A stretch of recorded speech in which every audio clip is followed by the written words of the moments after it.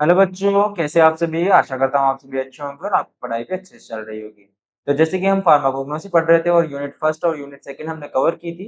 आज हम unit third का पार्ट फर्स्ट देखेंगे, जिसके अंदर बेसिकली प्लांट टिश्यू कल्चर के बारे में आज हम पढ़ेंगे। मतलब बेसिकली प्लांट्स को लेबोरेटरी में कैसे ग्रो कराया जाता है, उन्हें डिसीज रेजिस्टेंस कैसे बनाया जाता है, फास्ट प्रोडक्शन कैसे कर सकते हैं और हाई इफेक्टिव मेडिसिनल प्रोडक्ट्स कैसे बना सकते हैं। बेसिकली हम ये पढ़ेंगे और टोटिपोटेंसी क्या होती है या फिर और भी अदर चीजें हम प्लांट से रिलेटेड आज हम प्लांट टिश्यू कल्चर के अंदर पढ़ेंगे। तो वीडियो को स्टार्ट करने से पहले आपको बताना चाहूंगा, अगर किसी भी टाइप की सब्जेक्ट नोट्स आपको चाहिए हो तो कटार फार्म्स का ऐप आप डाउनलोड कर सकते हो, जिसका लिंक डिस्क्रिप्शन में भी गिवन है और प्ले स्टोर से भी डायरेक्ट डाउनलोड कर सकते हो।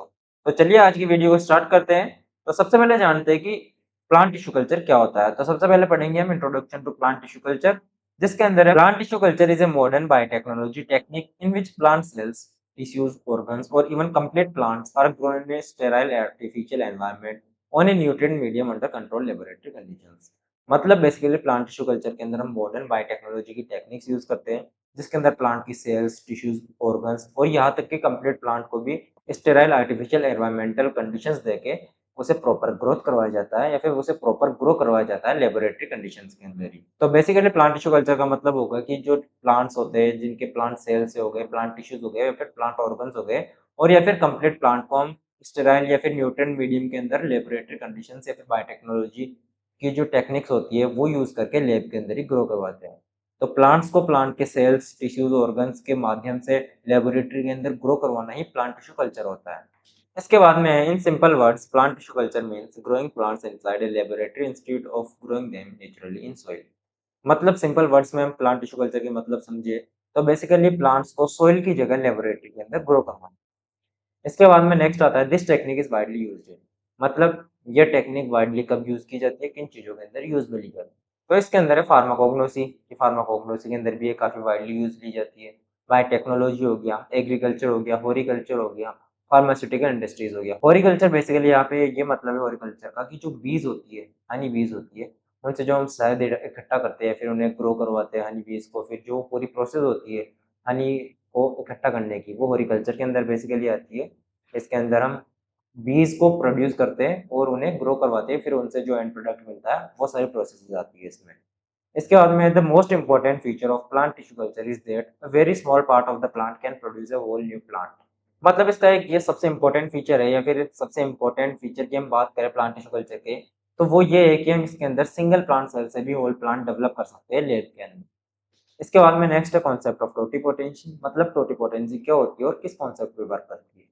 तो इसके अंदर है plant tissue culture is based on the concept of totipotency. मतलब प्लांट टिश्यू कल्चर टोटिपोटेंसी के कॉन्सेप्ट पे ही वर्क करता है। बेसिकली टोटिपोटेंसी क्या होती है कि जो एबिलिटी होती है प्लांट सेल्स की, जो प्लांट को ग्रो कर सकती है सिंगल सेल के माध्यम से। मतलब to develop a new whole plant from a single cell.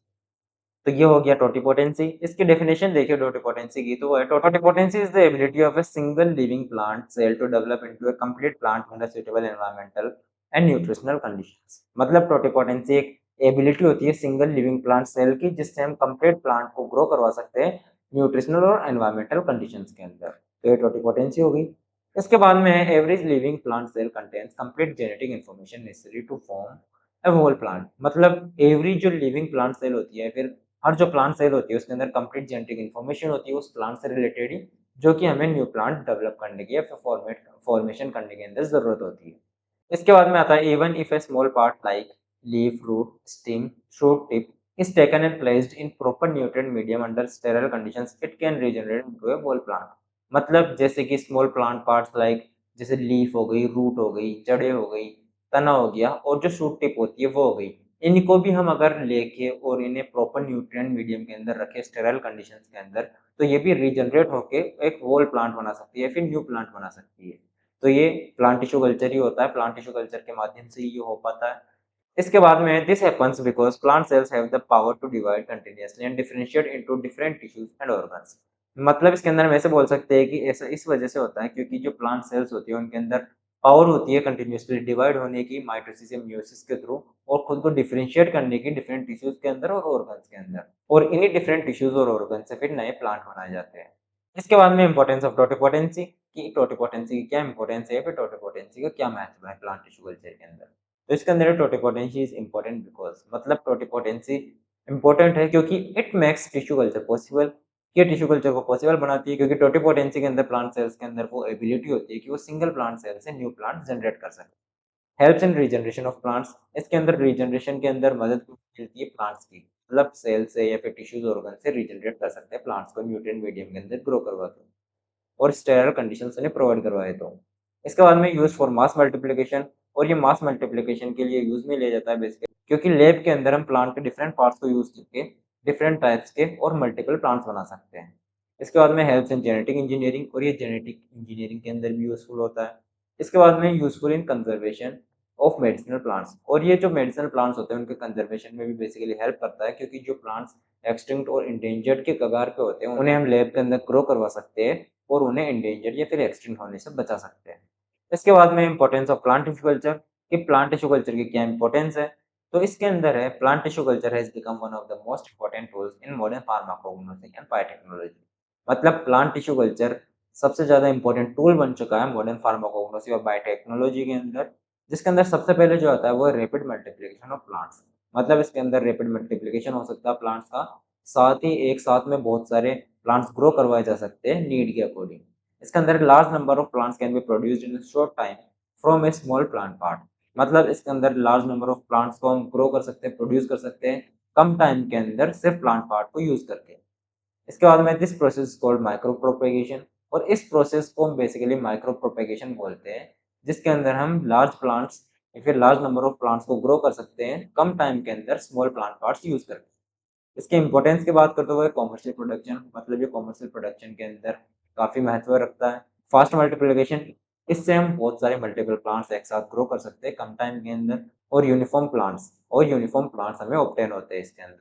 इसके बाद में नेक्स्ट आता है प्रोडक्शन ऑफ डिजीज प्लांट्स, मतलब हम डिजीज फ्री प्लांट्स भी प्रोड्यूस कर सकते हैं प्लांट टिश्यू कल्चर की मदद से। तो इसके अंदर है meristem culture helps in producing virus free plants. The apical meristem region usually does not contain viruses. तो basically disease free plants produce करने के लिए हम मेरिस्टेम कल्चर यूज करते हैं, जिसके अंदर बेसिकली क्या होता है कि जो मेरिस्टेम होता है या फिर जो एपिकल मेरिस्टेम होता है उसके अंदर वायरसेस नहीं होते हैं, तो उसी को आइसोलेट करके डिजीज फ्री प्लांट्स ग्रो करवाए जाते हैं लेबोरेटरी के अंदर। इसके बाद में जैसे एग्जांपल की बात करें तो वो पोटैटो हो गया, बनाना हो गया और शुगर केन हो। इसके बाद में नेक्स्ट आता है conservation of rare and endangered plants, मतलब इसके अंदर रेयर और इंडेंजर्ड प्लांट्स को हम कंजर्व भी कर सकते हैं क्योंकि बहुत से ऐसे प्लांट्स होते हैं जो इंडेंजर्ड के कगार पे होते हैं और एक्सटेंड होने वाले होते हैं। इसके अंदर आता है many medicinal plants are becoming extinct because of over harvesting and habitat destruction. मतलब बहुत सारे मेडिसिनल प्लांट्स अभी एक्सटिंक्ट हो रहे हैं धीरे धीरे, उनकी लिमिट कम होती जा रही है और वो ऐसा इसलिए हो रहा है क्योंकि हम ओवर हार्वेस्टिंग कर रहे हैं और हैबिटेट डिस्ट्रक्ट कर रहे हैं, यानी प्लांट को ग्रो होने से पहले रोक रहे हैं या फिर प्लांट्स को डिस्ट्रक्ट कर रहे हैं या डिस्ट्रॉय कर रहे हैं। तो इसके अंदर है tissue culture helps in preventing this plants, मतलब प्लांट टिश्यू कल्चर इन्हीं प्लांट्स को प्रिजर्व करता है और कंजर्व करके रखता है लॉन्ग टाइम सस्टेनेबिलिटी यूज के लिए। इसके बाद में एग्जांपल्स की बात करते हैं जैसे रोगोल्फिया हो गया और टेक्सास स्पीसीज हो गए। इसके बाद में प्रोडक्शन ऑफ सेकेंडरी मेटाबोलाइट्स, मतलब ये सेकेंडरी मेटाबोलाइट्स के प्रोडक्शन में भी हमारी हेल्प करता है। और बेसिकली सेकेंडरी मेटाबोलाइट्स वो होते हैं जो प्लांट्स के अंदर डायरेक्टली प्लांट ग्रोथ के अंदर हेल्प नहीं करते हैं लेकिन कहीं ना कहीं उनकी ग्रोथ के अंदर जरूरी होते हैं क्योंकि वो उन्हें प्रोटेक्शन प्रोवाइड करवाते हैं। इसके अंदर है plant tissue culture is use for production of medicinal compounds like, कि प्लांट टिश्यू कल्चर यूज किया जाता है मेडिसिनल कंपाउंड्स के प्रोडक्शन के लिए, जैसे कि एल्कलॉइड्स हो गया, ग्लाइकोसाइड्स हो गए, वोलेटाइल ऑयल्स हो गए और टेनिन्स हो गए। इसके अंदर है these compounds are called secondary metabolites because they are not directly involved in plant growth but have medicinal value। मतलब इन्हीं कंपाउंड्स को सेकेंडरी मेटाबोलाइट्स कहा जाता है क्योंकि ये डायरेक्टली प्लांट ग्रोथ के अंदर इन्वॉल्व नहीं रहते, लेकिन इनके अंदर मेडिसिनल वैल्यू होती है। इसके बाद में जेनेटिक इंप्रूवमेंट ऑफ प्लांट्स, मतलब इसके अंदर हम जेनेटिकली इम्प्रूव प्लांट्स को ग्रो कर सकते हैं और वो कैसे कर सकते हैं कि plant tissue culture helps in improving yield, improving resistance, improving quality of drugs. मतलब प्लांट टिश्यू कल्चर हमें यील्ड को इम्प्रूव करने के अंदर भी, उसे इंक्रीज करने के अंदर भी यूज में लिया जाता है, मदद करता है उसके अंदर। रेजिस्टेंस को भी इम्प्रूव करता है कि डिजीज फ्री प्लांट्स हमें ऑब्टेन होते हैं। इम्प्रूविंग क्वालिटी ऑफ ड्रग्स, और ये ड्रग्स की क्वालिटी को भी इम्प्रूव करने में हमारी मदद करता है। इसके बाद में नेक्स्ट आता है continuous production through out the year, मतलब कंटिन्यूअस प्रोडक्शन चलता रहता है थ्रू आउट द ईयर, मतलब पूरी साल के अंदर। इसके अंदर plants can be produce through out the year regardless off season और क्लाइमेट, मतलब इसके अंदर प्लांट्स को प्रोड्यूस कर सकते हैं पूरे साल लगातार क्योंकि इसके अंदर कोई सीजन और क्लाइमेटिक चेंज इंक्लूडेड नहीं होता, सारी चीजें आर्टिफिशियली प्रोवाइड की जाती है जैसे स्टेरल कंडीशंस और आर्टिफिशियल एनवायरमेंटल कंडीशंस हो गई जो प्लांट्स के फेवर में होती है। उसके बाद में है जर्म प्लांट प्रिजर्वेशन। तो बेसिकली जर्म प्लांट प्रिजर्वेशन का यहाँ पे ये मतलब होगा कि जो जेनेटिक मटेरियल होता है उसे प्रिजर्व करके रखना। इसके अंदर है genetic material of plants can be preserve for future use, मतलब प्लांट्स के जेनेटिक मटेरियल को हम प्रिजर्व करके रख सकते हैं लॉन्ग टाइम तक या फिर फ्यूचर यूज के लिए। तो ये था हमारा आज का वीडियो, आशा करता हूँ आपको समझ में आया होगा। अगर फिर भी किसी टाइप का डाउट हो तो कमेंट सेक्शन के थ्रू हमसे रीच आउट कर सकते हो। हम कोशिश करेंगे कि आपके पूरे डाउट क्लियर हो। साथ ही आपको बताना चाहूँगा, अगर किसी भी टाइप के सब्जेक्ट नोट्स आपको चाहिए हो तो कटार फार्म्स का ऐप आप डाउनलोड कर सकते हो, जिसका लिंक डिस्क्रिप्शन में भी अवेलेबल है और प्ले स्टोर से भी डायरेक्टली डाउनलोड कर सकते हो। साथ ही टेलीग्राम चैनल का लिंक भी डिस्क्रिप्शन में गिवन है, वहाँ से आप वो भी ज्वाइन कर सकते हो। वहाँ पे भी रिप्लाई अपडेट्स आपको मिलते रहते हैं।